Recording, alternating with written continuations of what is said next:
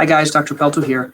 I want to share what do you do with ugly toenails? And what I mean by ugly is this picture up here. A lot of people think this is ugly. This patient has had an injury to the nail, and what happens is the nail detaches.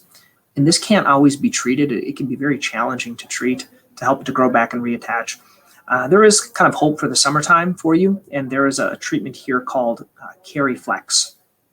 And what this is actually a resin that goes on the top of the nail, and it looks like this. And basically, what a difference. You can see picture on the top, picture on the bottom. To do this, you have to grind down the nail first, and then you apply this. And it looks very good. It lasts 2 to 3 months, depending on the length of your nail growth. But it's a good way for an ugly toenail to have treatment in the summertime. And this is something that's very, very popular at this time. So hope you find that helpful. I'll put a link underneath this video to KERYFLEX to learn more. Hey guys, thank you for watching Healthy Living.